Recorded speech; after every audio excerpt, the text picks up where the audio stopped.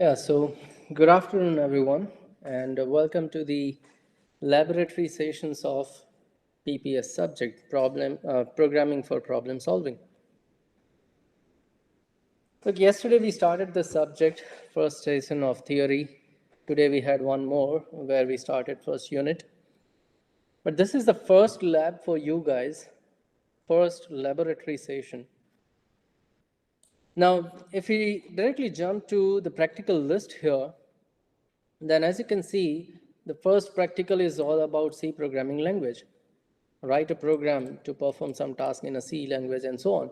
And this entire list goes on and on with C programs, which we haven't started in theory sessions yet, right?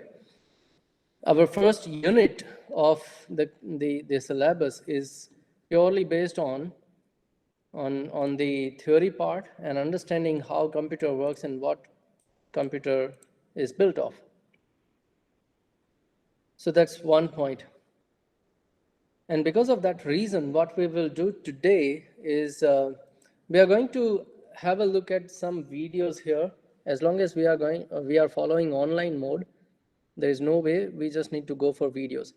Now, if physical labs are going on, then we do have some systems, open systems, computer systems, so where you can see what all the parts are, what is motherboard, what is hard disk, what is CPU, where CPU is mounted, and all those things physically. But as long as this is the online mode we are going for right now, there is no way other than going for the videos to understand. So what we will do is we'll go for some of the videos to understand how computer works, how hard disk works, how RAM works, and all those things. And we will have some discussion sessions here. We'll understand everything properly, right? That's how we are going to follow for today. Most probably in next week when you come for the next lab, we've already started C. Probably we have started C, or else we will actually start C language in lab session. So that's how we will follow. But before we start that, let me have a few announcements here. How are we going to follow this lab sessions? Look, initially, I'm going to write each and every program. I'm going to explain each and every steps or line of code so that you can easily understand everything. But for initial part only, for few labs, let's say. Later on, what I'll do is I'll explain half of the program, and the rest you are going to do it by yourself. Maybe after 15 or 16 programs, I'm going to only explain half of the program, and the rest you are going to complete. And at the end of the semester, later part, I'm just going to explain what this definition is all about, what it asks you to do. And the entire program you are going to perform by your own. And I'm sure that you'll be capable of doing that thing, right? So that's how we will follow. But as you can see, we are going to perform number of practicals. So I'll make you aware where you should write this program, how to write this program, how we can compile, and how we can execute that code. For that, we have number of IDEs available. You can use any of the text editor and terminal or a command line tool to compile it. Or even if you are using mobile phone, then we do have number of online websites, online C compilers. So we have websites where we can write our code and run or execute that code. So I'll make you aware of all those possible ways when we start it. Then it's your choice, whatever tool you feel comfortable with, you can use that tool. Online website or desktop application or software IDE, whatever you feel you want to use, you can find later. So first, you are going to implement your program. Compile it, execute it, have a look at your output, and when you feel that that's what you want, that's the perfect output, then let us discuss the submission process. What you are going to do is you are going to write that code in a page. Now, a simple page or book or whatever you want to maintain, you can, but you need to have it handwritten somewhere. So first of all, you will be writing that code in system, in a text file. You will execute that code. You will have some output. If everything goes perfectly, then later you are going to write that code, handwritten code I want, in a page, pen and paper, okay? So you write your code in a page, then you write your output in that page also. So first your program, then your output. And then you are going to scan that page, convert it to PDF, and you upload that PDF in a Google Classroom. So I'm going to generate a Google Classroom, and then I'll invite you all. Once that process is done, I will also explain how to use Google Classroom, where to upload those things and so. So in that Google Classroom, I'm going to generate some deadlines and submissions. So when I set a submission, you need to follow that timeline, and during that time period, you need to upload your files. So your program, handwritten programs, you are going to scan and then upload it. Now, you might be thinking, why sir is going for this much lengthy process? Well, if you go for GTU examination, end semester examination at least, then you need to write your code in the answer sheet. You are not going to have any IDE there. You need to handwrite that code. And we want to practice that thing from the starting phase. So I want you to practice how to write code and remember that code. And that's the reason we are going to write that code, scan it, and then upload it in the Google Classroom. Do not upload your text file or a code file directly. Fine? So am I clear with this process, everyone? When I ask you to submit your code, you are going to write it in a page, then you are going to take a photograph or scan it and convert it to PDF, and then you will upload. So any more queries here? Yeah, thank you. Well, so that will be the submission process throughout this semester. What we'll do is I will ask you to submit your programs in a bunch of 5 maybe. I'm not going to ask you to submit every program separately. So I'll generate those submissions in a bunch of 5 programs, and then you submit those programs, maybe 5 or 10 or somehow, right? So total number of submissions will be lesser one. So that's how we will follow, okay? So as I told you today, we cannot start C program from the first lab directly. We will start it from the next lab. But for today, we are going to have a look at few videos, because physically it's not possible to see how hard disk looks, how RAM looks, and how it performs, how it works. So I'm going to paste a link of YouTube link, the YouTube video on the chat box, and you have a look at those videos first. One by one, we will consider some video. We will look those video, and then we will discuss what we have understood. So I want participation from every one of you guys. So have a look at that video, and then we will discuss what we understood from that part here, right? We'll start with the very basic one, how computer memory works, okay? So have a look at the chat box. I've pasted one link there. I want you to watch that video. It's a 5-minute video. I can start that video here, but because of network problem, video and audio is lagging, and somewhere it creates a problem. So I give you the link. You open that link at your place. Have a look at that video. After 5 minutes, we will discuss the understanding part from that video, okay? So go for it now.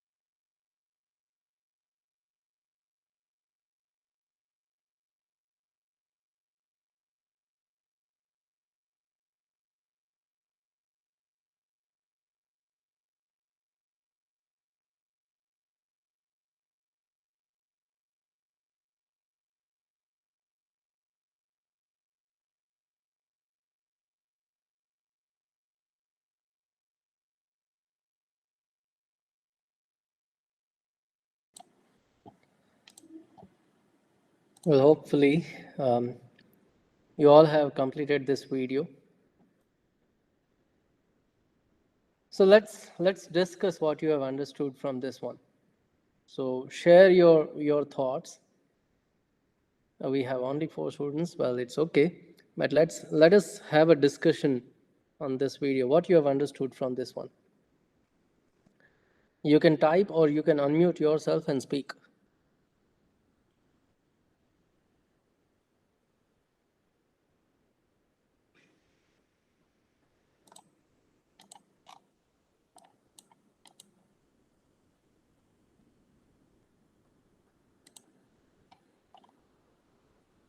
I'll prefer that you speak actually, because we have less number of students here, then definitely we can unmute and speak here. So what you have understood from this video? Let's have a discussion on this.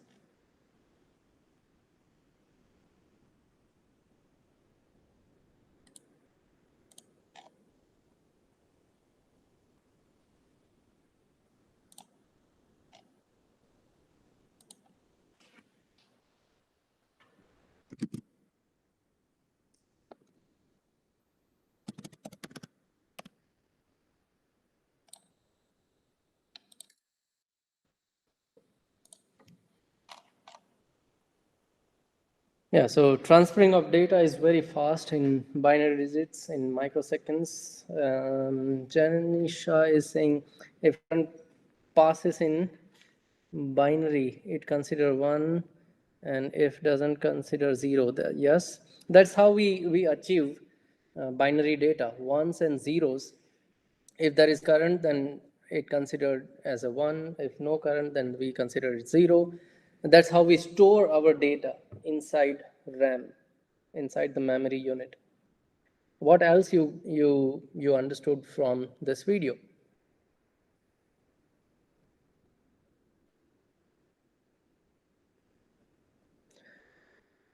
Well, Shivani is asking, is computer data really reliable?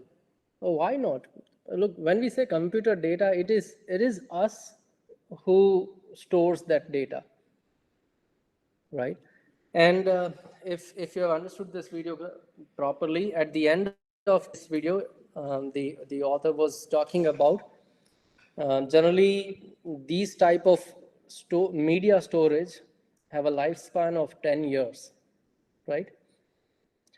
But beyond 10 years, you can never rely on those media. You need to restore that data somewhere in the new device. Then you can have those data for a longer time of period.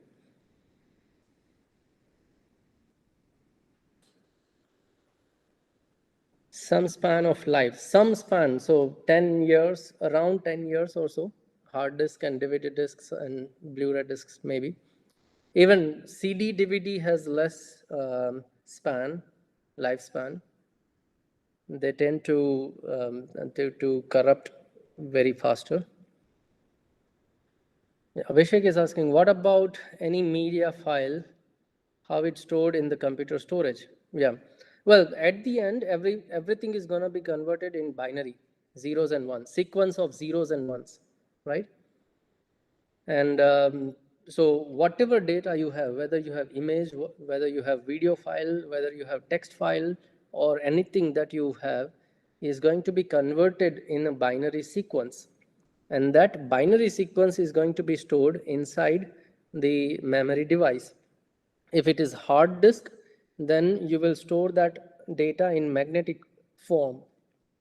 If it is a optical disk drive, optical disk means CD, Blu-ray or something, then it is gonna be stored in the optical way, light and dark area, right? If it is SSDs, solid state drives, then it is going to be stored in a transistor using current and so on, right? Diode and transistors and all.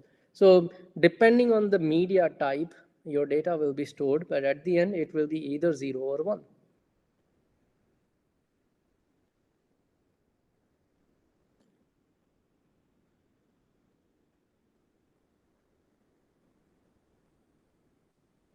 Yeah, Shivani is asking, For example, if computer is or laptop is 10 or 15-year-old data, then what happens to them?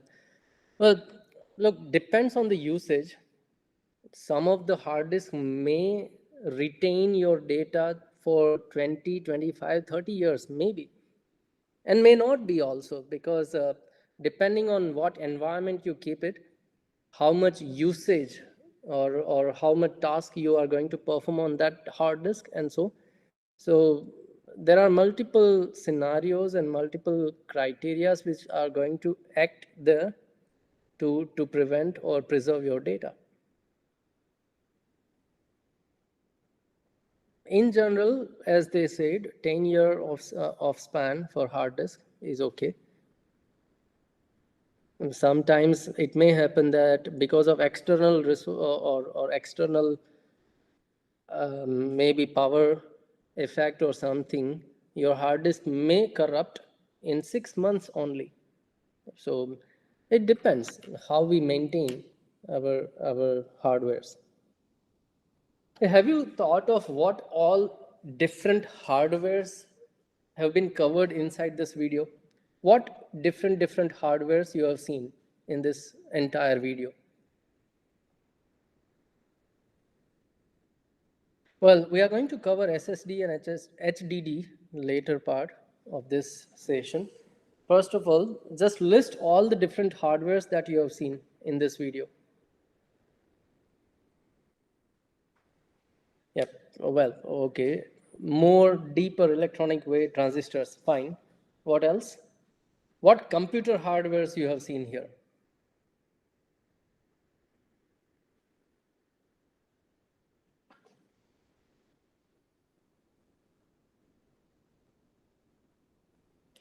Yeah, chips, motherboards, pen drive, keyboard, transistors, correct? Hard disk, CD drive, entire motherboard, RAM, all these things we have seen inside this video, right?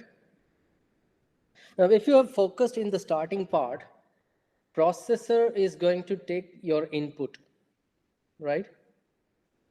And it cannot store your data for a longer period of time. So we require some secondary storage devices where we can store our data for a longer time. So we have hard disk, CDs, DVDs, and all. But now, why we need hard disk, why we need RAM, and then processor, and so on? Look, if you understand, or if you look at the configuration of your processor, then mostly we look at the speed of that processor in terms of gigahertz, right? Maybe 2.3 gigahertz processor, 1.5 gigahertz processor, or maybe multi-core processors will have different speeds. High performance cores will have higher speeds. Low performance cores will have a lesser speeds and all. But that's the speed of your processor, which means in that speed your processor can work. But when you look at your hard disk, it's a magnetic device, electromagnetic device, right? So it has plates, disks, which are continuously rotating. On those plate disk, we have heads, which is going to read or write our data. So there is a physical movement inside hard disk. And because of that physical movement, read and write process will become a slower process. Now, your processor is working in a very much higher speed, but your hard disk is working in very much slower speed. Now, how will they two match up their speeds? अगर hard disk से data ले नहीं पाओगे तो processor ऐसे ही बैठा रहेगा, right? तो होगा यूं कि हम प्रोसेसर को उसकी फुल कैपेसिटी पे यूज नहीं कर पाएंगे. That is what happens. Now, to fill this gap between the different speeds of hard disk and a processor, we introduce RAM in between. Now this RAM is purely electronic device. It does not require any kind of a physical movement, rotations and so. So RAM is comparatively faster than the hard disk. But still your RAM is slower than your processor, because if you look at the configuration of your RAM, that speed will be something in terms of megahertz, okay? But it's going to be, it's going to fill that gap between hard disk and a processor. So what happens is, मान लो कि एक example लेते हैं, आपको एक movie देखना है, and what you do is you double click on your movie file. So when we do that, actually operating system क्या करेगा, वो सबसे पहले तो ये सर्च करेगा कि इस फाइल मूवी फाइल को ओपन करने के लिए, रीड करने के लिए मेरे पास कौन सा सॉफ्टवेयर है. May be VLC media player आपने इंस्टॉल किया हो, तो सबसे पहले ऑपरेटिंग सिस्टम वो सॉफ्टवेयर को लोड करेगा. अब जब आपने सॉफ्टवेयर इंस्टॉल किया, वो हार्ड डिस्क में इंस्टॉल हुआ है, सो पहले तो वो पूरा सॉफ्टवेयर हार्ड डिस्क से रीड होकर रैम में आएगा, and from that RAM it is going to go to the processor, and processor is going to perform that task. तो पहले सॉफ्टवेयर स्टार्ट हुआ. अब वो सॉफ्टवेयर के अंदर आपने जो डबल क्लिक किया, वो फाइल ओपन होगी, आपकी मूवी स्टार्ट होगी उसके अंदर. Now your movie is also stored in the hard disk, right?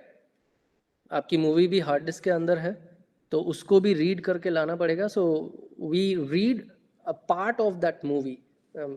शायद वो फुल HD मूवी हो, तो उसकी साइज़ बड़ी होगी, तो क्या होगा, part of your movie is going to be fetched inside the RAM, and then RAM में से प्रोसेसर वो फाइल रीड करेगा, इंटरप्रेट करेगा और आउटपुट डिवाइस में देगा. सो स्क्रीन पे आपको वो मूवी रन होती दिखेगी. That's how everything works, right? So read your part of the movie, bring it to RAM. From RAM, it goes to processor, and then processor processes it. Now still there is a gap between speed of your RAM and your processor. एक gigahertz में काम करता है, दूसरा megahertz में काम करता है, तो इन दोनों की स्पीड भी अलग अलग है. तो how do they match it? Now to even fill this gap, we have cache memories. अगर प्रोसेसर की डिटेल आपने देखी हो, तो कहीं ना कहीं आपने देखा होगा L1 cash, L2 cash, L3 cash and so on. But even there are multiple levels of cache memories to even fill this gap much efficiently, right? So RAM जो है उसकी स्पीड कम है प्रोसेसर के मुकाबले. Then what we do is we have cache memories inside our processor. So RAM से थोड़ा part read होके cache memory में जाएगा, and now your processor is going to communicate with cache memory, जो even faster है compared to RAM, because RAM is a DRAM, dynamic RAM, which consists of transistors and capacitors, whereas SRAM, static RAMs, are having only transistors, bunch of transistors, right, inside it. And it reads or writes your data much faster way. So that's what the total hierarchy we have when we talk about reading or writing any data from secondary device to the processor. अब क्या होगा कि मान लो कि processor ने एक data process कर लिया, अब उसे दूसरा डेटा चाहिए, तो वो कैश मेमोरी के पास दूसरा डेटा मांगेगा. नाउ कैश मेमोरी वो दूसरा डेटा रैम के पास से लाएगी. Now cache memory is gonna be smaller one, because processor जल्दी वो डेटा जो है उसको प्रोसेस कर लेता है. तो कैश मेमोरी को बड़ा डेटा लंबे टाइम तक स्टोर करने की ज़रूरत नहीं है, राइट? उसको लंबे टाइम तक स्टोर करने की ज़रूरत नहीं पड़ेगी, and that's Y cache memory will be smaller in size. आप अगर प्रोसेसर की कॉन्फ़िगरेशन को डिटेल से पढ़ोगे तो L1, L2 कैश मेमोरीज ज़्यादातर 1 MB, 3 MB और 6 MB तक होगी. 6 megabytes only cash memories. Whereas RAM, if we talk, then 4 GB RAM, 8 GB या 16 GB RAM भी आप देख सकते हो PC के अंदर. And when we talk about hard disks or SSDs, external or the secondary storage devices, it goes up to GBs and TBs, right? 256 GB or 500 GB or 1 TB, 2 TB and so on, terabytes. So that's what the size difference we have.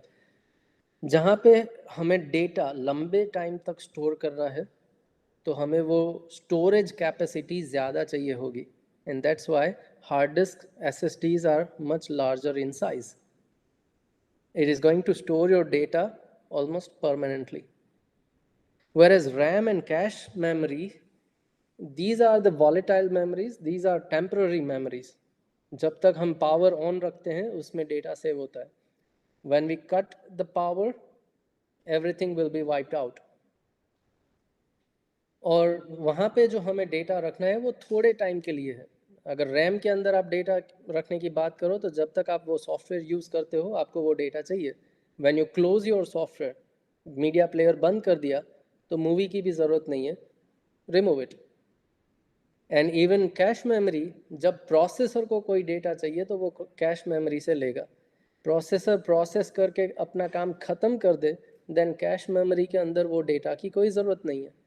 And that's why cache memories are much smaller in size.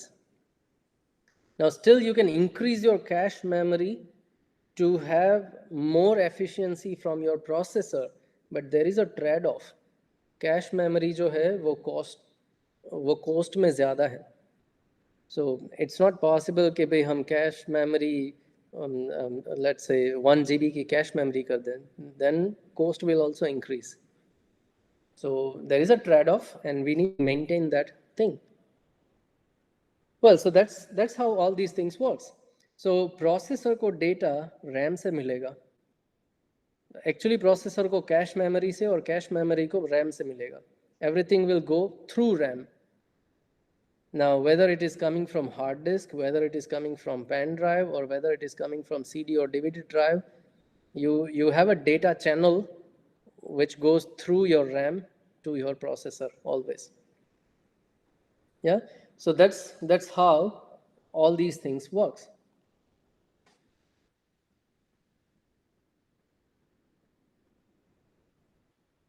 Well, Shivani, RAM is not inside the CPU always.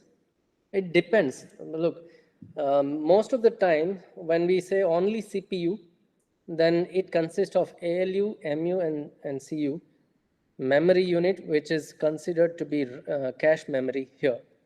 RAM is separate than the processor. This is, if you say this is your processor, then RAM is mounted on the motherboard here.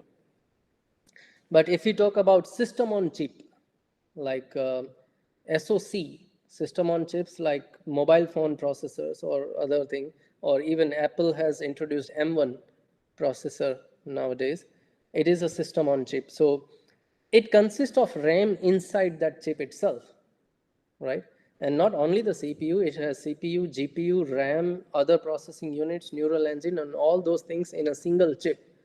Well, in that case, your RAM will be inside your processor. Okay, that's the difference. Shivani, am I clear?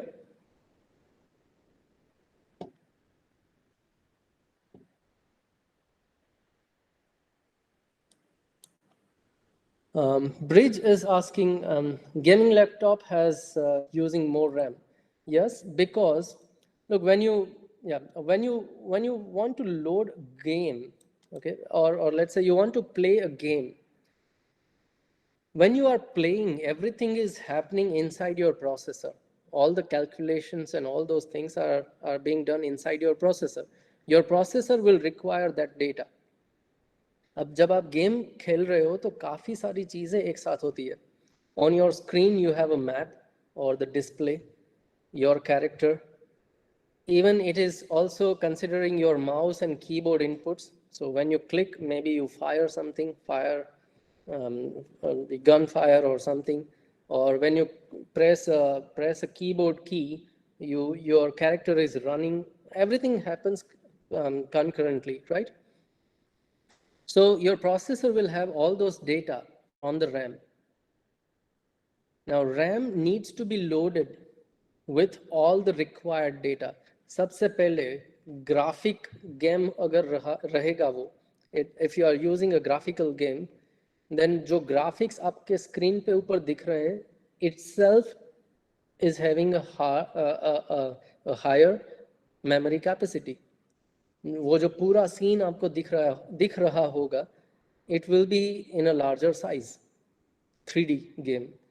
तो पहले तो hard disk से वो पूरा scene उठा के लेके आओ, रैम में रखो. देन जो भी प्रोसेसिंग पावर चाहिए, जो आपका पूरा सॉफ्टवेयर है, जो आपका कोड है, वो भी रैम के अंदर रहेगा. So when we are working with this kind of a large processing softwares, games or anything, your RAM will be utilized more. कभी कभी ये होगा कि आपकी रैम इनफ रैम आपके पास नहीं होगी. देन व्हाट हैपन्स इज, थोड़ा कोड रैम के अंदर आएगा, वहाँ से निकाल के दूसरा कोड रैम पे लेके आओ, वो उसको निकाल के बाकी का पार्ट रैम में लेके आओ, and processor will work on that. तो ये जो इन एंड आउट प्रोसेस है, उसको टाइम लगेगा. एंड बिकॉज ऑफ दैट कभी कभी आपको आपके सिस्टम में ग्लिचेस दिखते होंगे. थोड़ी देर कुछ रन हुआ, देन स्टक हो गया, अगेन वो कुछ रन हुआ, देन स्टक हो गया, एंड सो. कभी कभी आप देखो, आप पुराने लैपटॉप या पुराने पीसी में फुल एचडी मूवी रन करो, क्या होगा? When you have a lesser RAM, full HD movie, enough part RAM में लोड नहीं होगा जिसको प्रोसेसर प्रोसेस कर पाए. तो थोड़ा प्रोसेस किया, then it goes for hard disk read and it takes time. तो उतने समय तक आपका लैपटॉप या पीसी जो है वो हैंग हो जाएगा. देन अगेन थोड़ी देर वो काम करेगा, फिर से अटक जाएगा, and so on. That's what happens if you have less amount of RAM. Now there are multiple other criterias which is performing their part here. लेकिन वो सब आपको fourth semester operating system subject जब पढ़ोगे, at that time you will be much clear in this thing, how your data will be fetched inside the RAM, how operating system is going to manage that data inside the RAM, कितना data RAM में रखना है, कितना hard disk में रखना है, कब वो डेटा चेंज करना है, वो सब ऑपरेटिंग सिस्टम डिसाइड करेगा. या सो I believe I've given your answer, Bridge. Yeah, Abhishek is asking, what is cache memory? Look, it's nothing but a memory where you can store your data. It is much more faster compared to hard disk and RAM, but it is also costlier. Okay.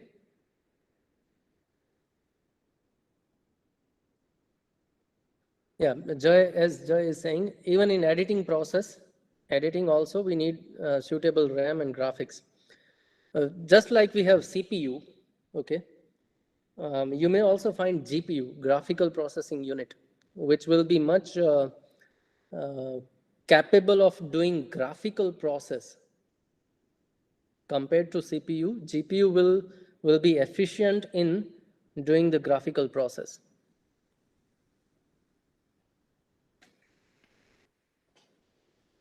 Yeah, so that's what all this video is all about.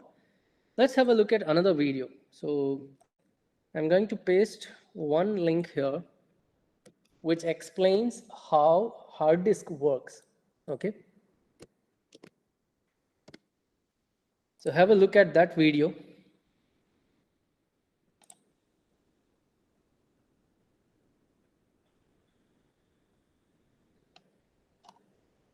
Well, Ravi Kumar has joined and again left. Ask him to be in the meeting.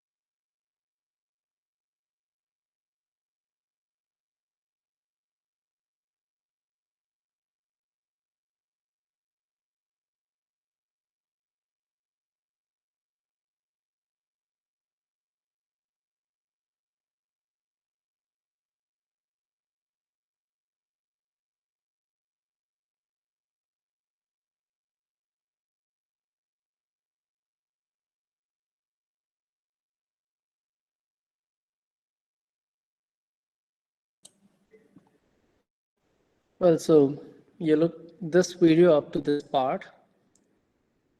That's what we need to discuss. Beyond this time, we don't want to discuss that mathematical part and other things, evolutions and all. So once you are done looking at this video, please acknowledge, and then we can discuss this thing also.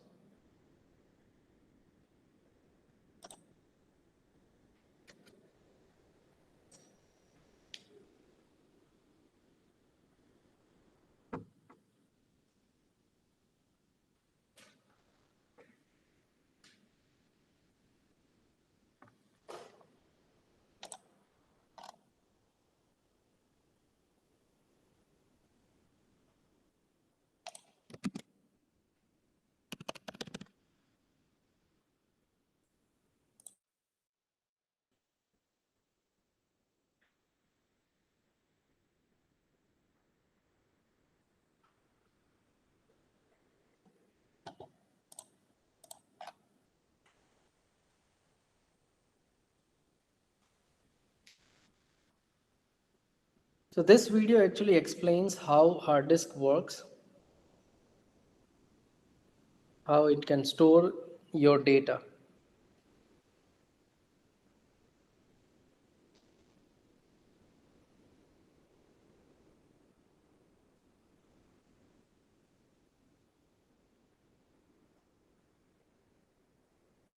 Yeah, also the history, a little bit of history of hard disk also.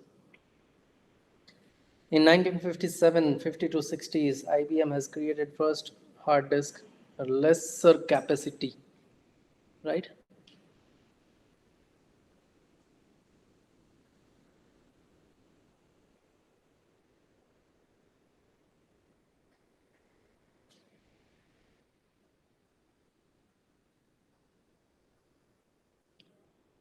So let's have a discussion on this. What do you understand from this video? How hard disk is going to store your data and how it is going to read your data?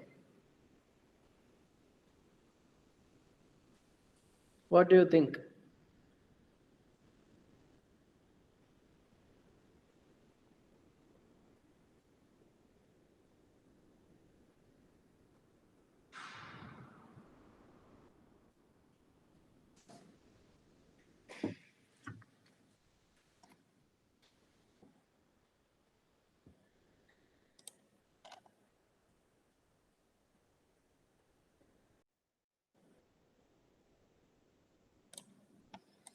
Yeah, so hard disk actually stores a small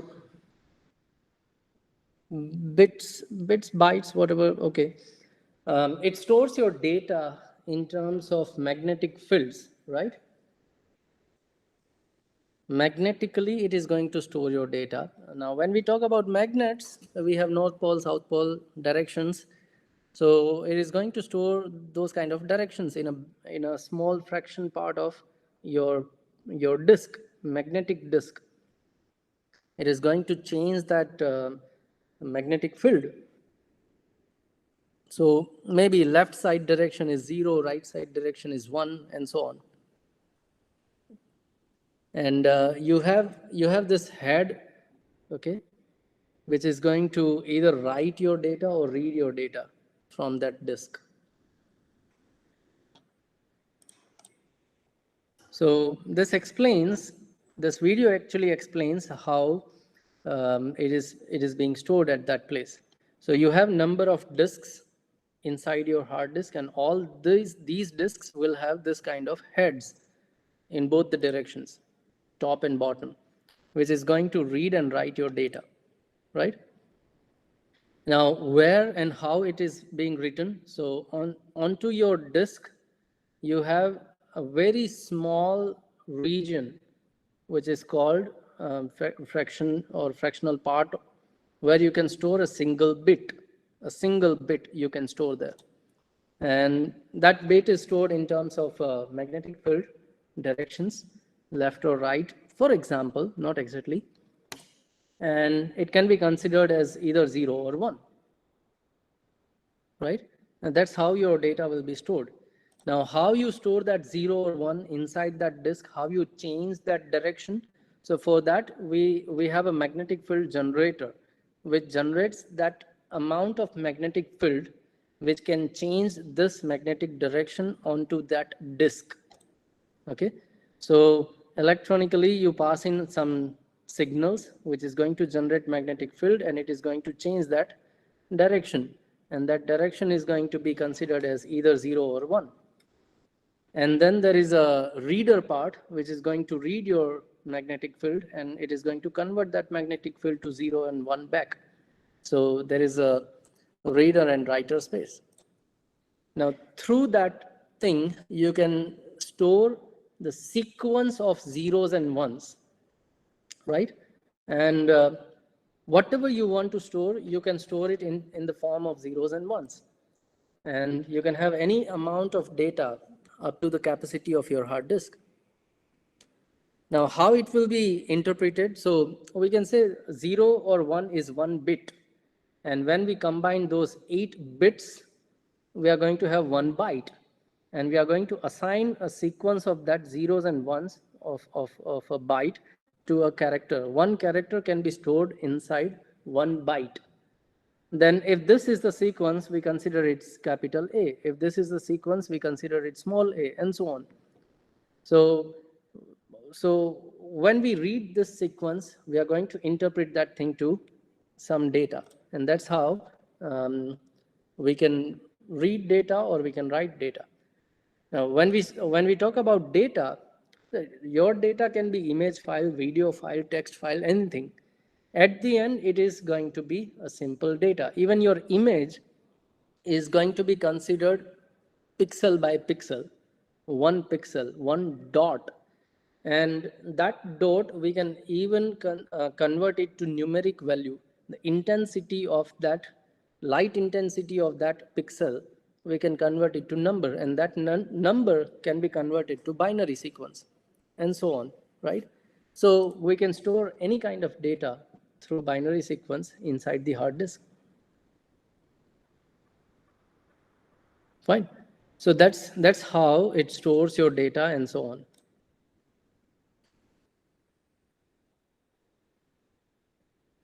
So hard disk stored small bytes, bits, yes. Change the direction, yes, sir. In hard disk, there is a disk, but pen drive is also a data storage device and use chip only. Yes, pen drive is a different type of data storage device. We will see SSD, solid state drive. Similarly, pen drive is a chip-based, fully electronic device to store your data. Whereas hard disk is not only electronic, it is electromagnetic device, right? So there are different forms of devices, and depending on that, in a different way, you can store your data. At the end, it is going to be either 0 or 1. Any more queries or questions?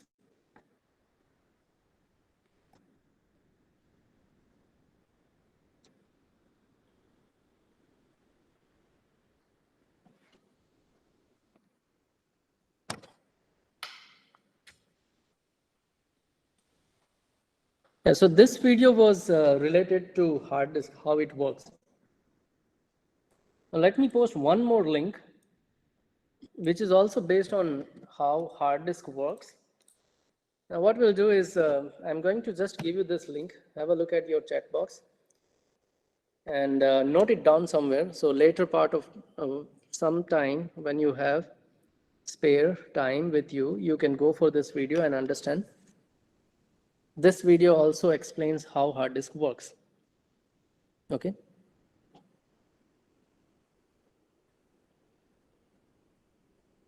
Bridge is asking, sir, in the virus has coming in CPU, so which part has first hang? Look, virus is nothing but a program, a software, which actually makes your PC work in a destructive way. It is destructive way or a wrong way. That's why we call it a virus. Otherwise, it is a program, nothing else. It is a bunch of code written. So virus comes to CPU. No, directly it will not come to CPU. Somehow it is going to affect your regular process. Either it is going to corrupt your files, or it is going to make your PC busy with some other task, higher priority task. So your PC will hang, or maybe it is going to dump large amount of data in your memory always. So your speed of PC will slow down. Just a minute, guys.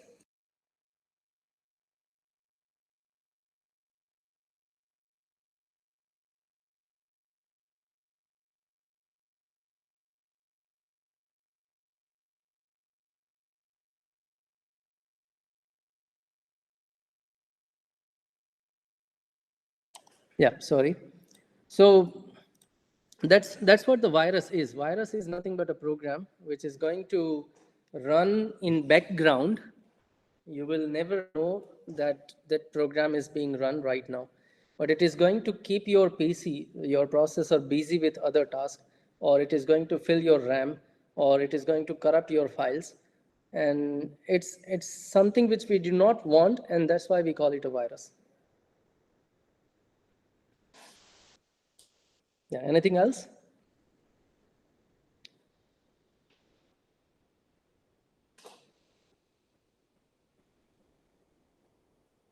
Yeah, so I posted one more link there. You have a look at that video. It is also related to hard disk.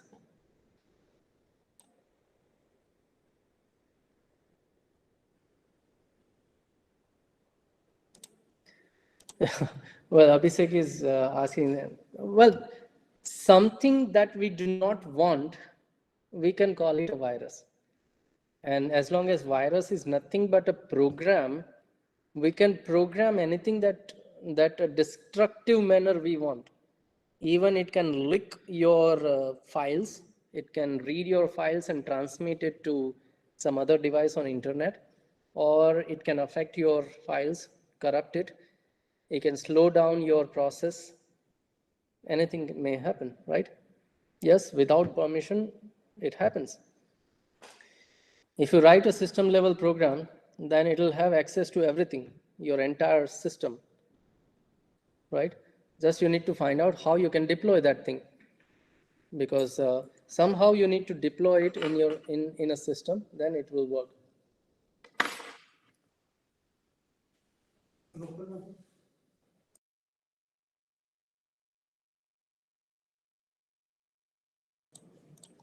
Yeah. Well, let's have a look at one more video at least, which is based on SSD, solid state drives. Okay. So I've posted that link. Just have a look at that video now.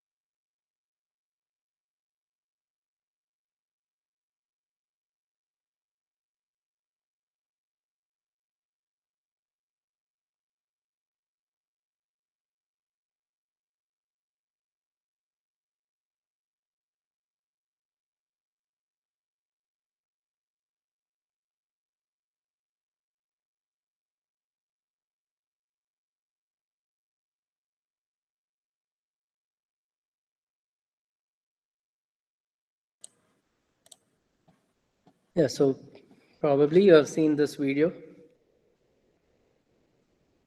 So that actually explains how SSDs are created. Solid state drives are created. A small chip in size can store a large amount of data inside it.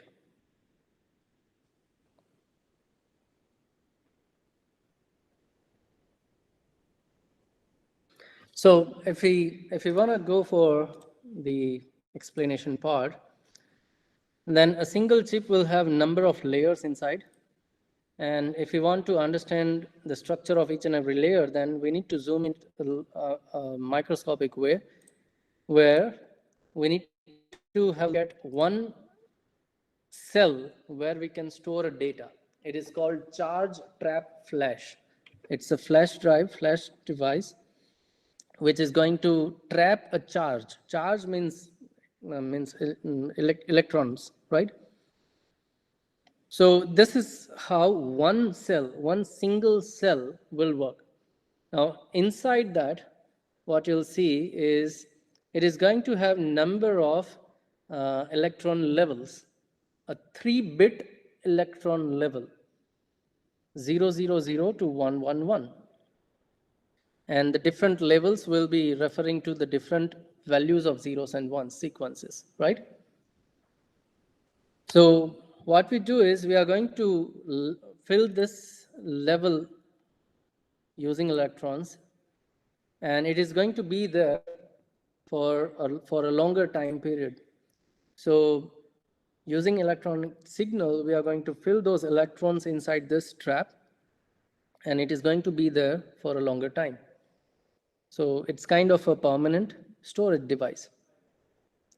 And we can read these levels, and once we have those levels, zeros and ones sequences, we can interpret that data. And whenever we want to erase that data out, forcefully we remove those electrons from that cell. So that is one cell. Now what happens here is that single cell has been created multiple times. So we have number of layers, 100 layers tall, 40,000 columns in each layer, and 50,000 rows in each layer, right? That amount of cells, that many number of cells we have now. Now you can understand that this thing with a spreadsheet or Excel sheet that we understand. A cell, single cell, can have one number from 000 to 111. If you convert that 000 to 111 to a decimal number, then it goes from 0 to 7. So let's say you have a spreadsheet and you can store either 0, 1, 2, 3, or up to 7 value in a single cell. Now, like this, you have 40,000 columns and 50,000 rows. It is one sheet. And like this, we have total 100 levels.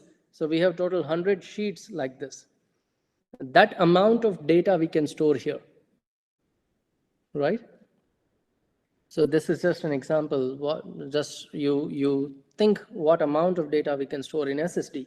So, but look, creating this kind of structure, storing data, is costlier, and that's why right now SSDs are comparatively having higher cost than the hard disk. Well, how do we read or write data? So to refer a particular cell, any cell inside this entire structure, we need to refer the level first. So for that, we have control get selectors. We are going to select one control get, which is going to give us a layer. And then we are going to have column selectors there, which is going to give us a particular cell in that layer, right? And so on. We can refer to a particular cell, and we can read or we can write data inside it. And that's how SSD works.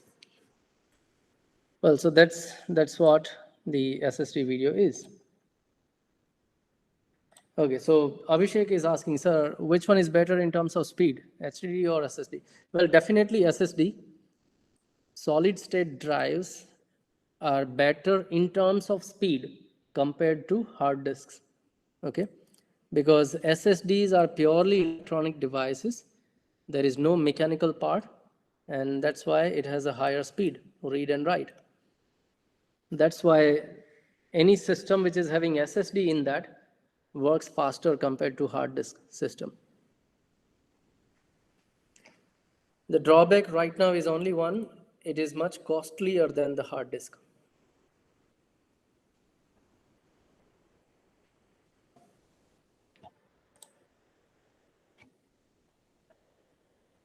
Any more queries or maybe any thought that you want to put here on the table?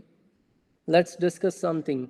Sharing will always increase our knowledge base.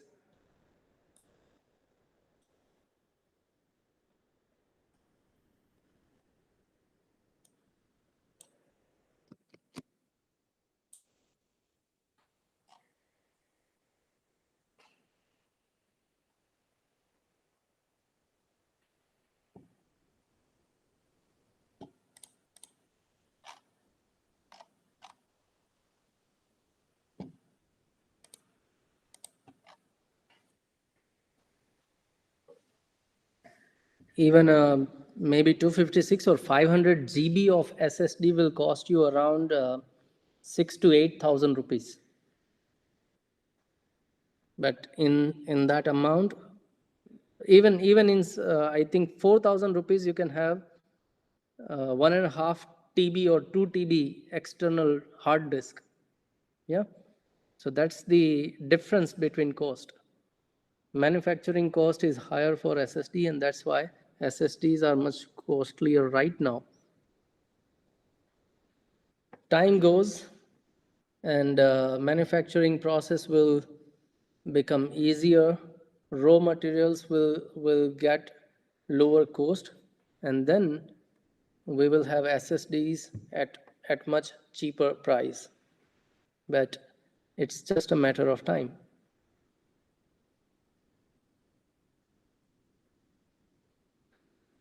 Yeah, Bridge is asking, mobile and laptop use processors same or different?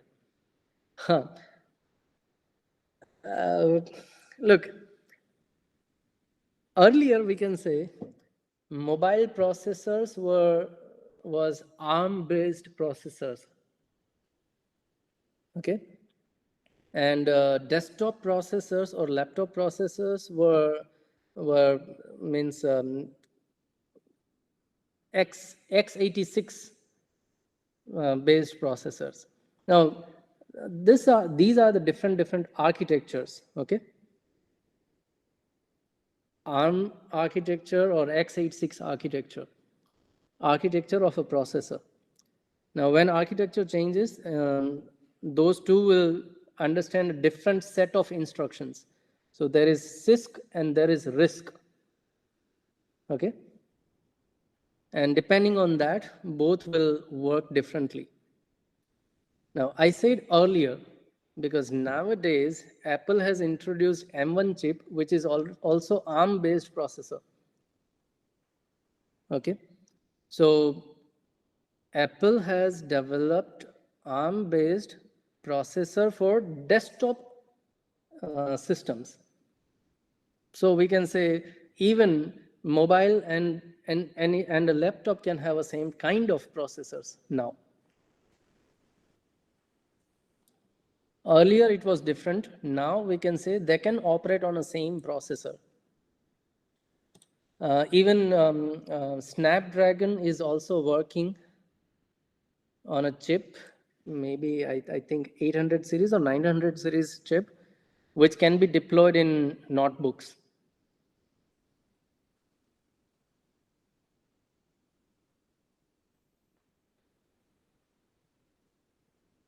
Yeah, so I believe, Bridge, I've given your answer. Abhishek is asking, nowadays laptops are coming with both SSD, HDD.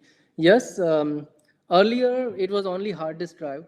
Then SSDs, solid state drives, has been introduced, and sometime for some time period, we were having hybrid laptops where we have large amount of space in hard disk and, and a small amount of space in SSD, like 1 TB hard disk and maybe 25 or 50 GB solid state drive just to load your operating system and have some part there. And nowadays, we only have SSDs in some laptops or desktops. As long as it is a chip, it requires less space compared to hard disk. Hard disks are much larger in size, whereas SSDs are just a chip.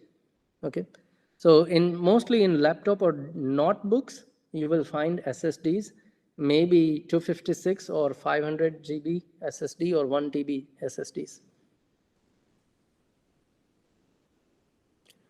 Okay, Jay is asking difference between Intel and Ryzen. Look, both are processors. Intel is a company, Intel-based processors. Just like AMD is a company which creates Ryzen processors. Ryzen is just a processor generation or the processor name. Like Intel creates different generation processors and i5, i7, i9 processors. Like we have 10th generation i5 processor, we have 11th generation i3 or i5 processor, and so on. Likewise, AMD generates Ryzen processors, Ryzen 3000 series, Ryzen 5000 series, Ryzen 4000 series, and so on. And even Ryzen series processors have generations. Okay, so that's what the difference is. Intel is a company, Ryzen is a processor. You can compare Intel with AMD, and you can compare Ryzen with i5, i7 processors.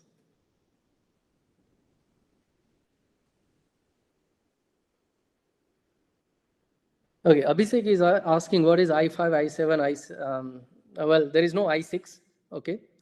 i5, i7, and i9, these are the 3 different types of processors that Intel makes. And depending on their the capacity of a processor, right? They create different names for their processors.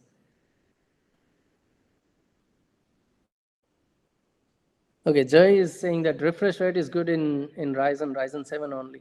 Well, what do you call refresh rate? What do you define refresh rate?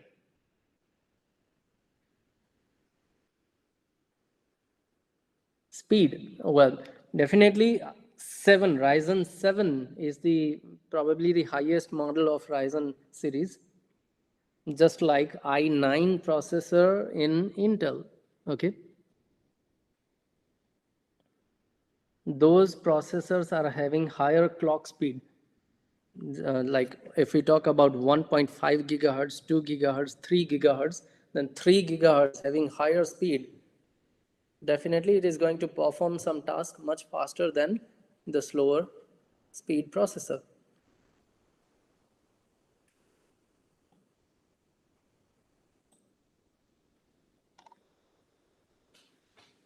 Yeah. Anything else?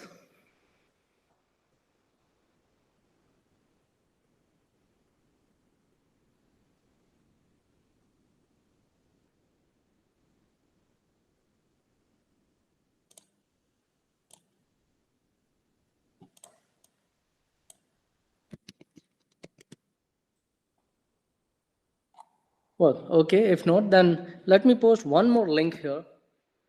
It talks about different types of solid state drives, SSDs. There are NVMe SSDs, there is M2 SATA, M-SATA SSDs. So this video talks about difference between those types of SSDs. Now what we'll do is I'm going to stop this recording and we are going to stop this at this place. I leave this video up to you. You have a look at it, try to understand. But we all will be here and we will discuss wherever you have any kind of queries or questions. But just to keep this video shorter, unnecessary part we don't want here. So I'm going to stop this recording. And before I stop this recording, just I want you to have your enrollment number posted in a chat box, everyone, so that your attendance will be recorded in a chat. Okay, so please post your enrollment number only. Your name is already there, so just write down your enrollment number and post it in a chat box.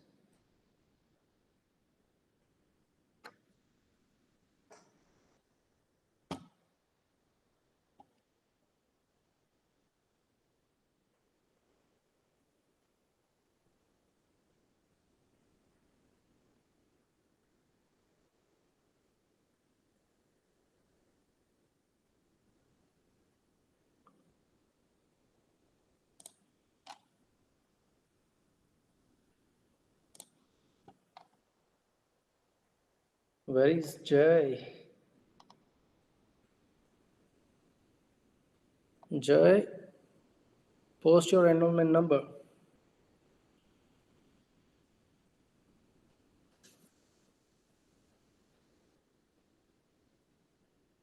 Yeah, okay.